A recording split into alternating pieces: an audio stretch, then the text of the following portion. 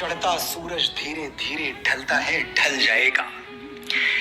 ऐसा लगता है जैसे सूरज का ढलना कमजोरी का प्रतीक है, कोई गलत बात है, खराब बात है, अशुभ है। यूरोप और अरब के देशों में ऐसा मानते होंगे, हम भारतवासी नहीं मानते। हम डूबते हुए सूरज को भी पूजते हैं। हमारे लिए पश्चिम में अस्त होता सूर्य उतना ही श्रद्धेय है जितना पूर्व में उदय होता हुआ सूर्य, क्योंकि सूर्य देवता है और दिशा बदलने से देवता के लिए हमारा भाव नहीं बदल जाता। बड़ी बात है सूरज का सूरज होना, तेजो राशि जगत पते होना, सृष्टि और जीवन का आधार होना। सूरज हूं, जिंदगी की रमक छोड़ जाऊंगा, मैं डूब भी गया तो शफक छोड़ जाऊंगा। हर साल दीपावली के छठवें दिन, तिथियों की भाषा में कहूं तो कार्तिक शुक्ल पक्ष की छठवीं तिथि को 30 करोड़ भारतवासी अस्त होते हुए सूर्य देवता के आगे नतमस्तक हो जाते हैं और अगले दिन सप्तमी तिथि को उगते हुए सूर्य को अर्घ्य देते हैं।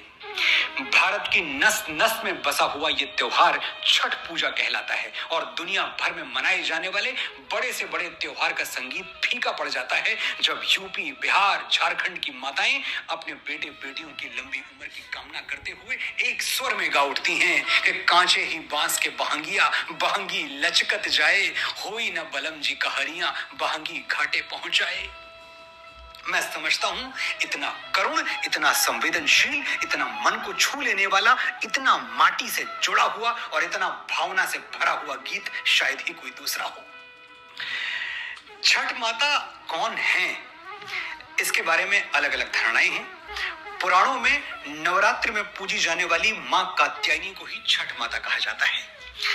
सनातन धर्म में उन्हें भगवान ब्रह्मा की मानस पुत्री माना गया है। मानस पुत्री यानी वो बेटी जिसके जन्म में शरीर की कोई भूमिका ना हो, मन से मन का मिलन हुआ, तरंगे टकराई, ब्रेन की एनर्जीज मिल गई और संतान का जन्म हो गया। हॉलीवुड की साइंस फिक्शन फिल्मों में म्यूटेंट्स का जन्म ऐसे ही होता है, हम विश्वास भी कर लेते हैं, लेकिन हजारों साल पहले वेदों पुराणों में लिखी गई ये बातें हमको अविश्वसनीय लगती हैं, कोरी कल्पना लगती हैं। एक बार ठहर के सोचिएगा कि आगे बढ़ने की अंधी दौड़ में हम कितना पीछे जा चुके हैं। अपने सच को झूठ मानते हैं और दूसरों के झूठ को सच। मैं एक ऐसे युवा भारत का सपना देखता हूं जो दिन भर इसरो में बैठ के अंतरिक्ष में रॉकेट्स भेजे, लेकिन रात को सोने से पहले श्रीमद् भगवत गीता के 2 पन्ने पढ़ के ही आंखें बंद करे। मॉडर्न होने का मतलब मूर्ख होना नहीं है। और विश्वास मानिए, अगर हम अपने रीति रिवाजों से, अपनी संस्कृति से, अपने ग्रंथों से, अपने पूर्वजों से कट गए तो हम में और खूंटे से बंधे हुए एक जानवर में कोई अंतर बाकी नहीं रह जाएगा। हम पशु होकर संतुष्ट हैं या प्रभु होने की यात्रा पर निकलना चाहते हैं, ये निर्णय हमें आज लेना होगा, अभी लेना होगा, वरना बहुत देर हो जाएगी। वापस लौटते हैं छठ पूजा की ओर। ये पूजा पहली बार कब शुरू हुई थी ठीक नहीं कहा जा सकता, लेकिन ऐसे उल्लेख मिलते हैं कि महाभारत काल में द्रौपदी छठ माता की पूजा किया करती थी। बिहार का एक जिला है भागलपुर, महाभारत काल में इसे अंग देश के नाम से जाना जाता था और इसके राजा थे सूर्यपुत्र कर्ण, अंगराज कर्ण। कर्ण भी छठ पूजा किया करते थे, ऐसा पढ़ने में आया है। अब कर्ण तो थे ही सूर्य के पुत्र, तो सूर्य उपासना और पिता की उपासना, ये दोनों का एक ही अर्थ था। कहते हैं उस दिन कुरुक्षेत्र में जब अर्जुन के तीरों से बिंधकर कर्ण वीर गति को प्राप्त हुए तो आकाश पर चमकता हुआ सूर्य रो पड़ा। अपने पुत्र की मृत्यु सूर्य देव सहन नहीं कर पाए। फिरे आकाश से सूर्यान सारे, नतानन देवता नभ से सिधारे, छिपे आदित्य होकर आर्द्र घन में, उदासी छा गई सारे भुवन में। ये था कर्ण और सूर्य का संबंध, लेकिन हम भी सूर्य को पिता ही मानते हैं और इस नाते हमारे अंदर भी एक कर्ण सांस ले रहा है। मैं और आप भी कर्ण की ही छाया हैं।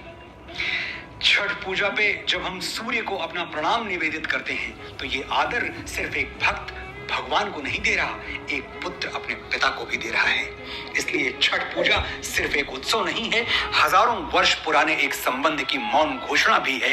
ये दुनिया जान ले कि हर भारतवासी सूर्य के संतान है। हम सूरज की तरह तपना भी जानते हैं और सूरज की तरह चमकना भी जानते हैं। दुनिया की ऐसी कोई ताकत नहीं जो सूरज को फूंक मार के बुझा सके। जब कहीं कुछ नहीं था तब भी हम थे, और जब कहीं कुछ नहीं होगा तब भी हम होंगे। मैं मुंबई में रहता हूं और मेरे जैसे लाखों उत्तर भारतीय यहां रहते हैं। हर साल जैसे जैसे छठ पूजा नजदीक आती जाती है, मैं देखता हूं कि मुंबई में उत्तर भारतीय कम हो रहे हैं, मुंबई उत्तर भारतीयों से खाली हो रही है। ऑटो वाले माता दीन और चाट वाले बटेसर भैया से लेकर मनोज मुंतशिर तक सब गांव का टिकट कटा के चल देते हैं। और क्यों चल देते हैं?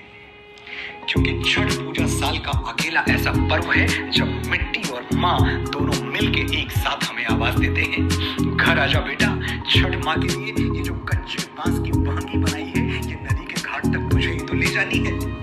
एक बार माँ का ये संदेशा मिल जाए फिर तो हम काल के रोके भी नहीं रुकते। पिपरा के पतवा सरीखे डोले मनवा, जियरा में उठत हिलोर, पुरवा के झोंकवा से आई रे संदेशवा के चल आज देशवा की ओर।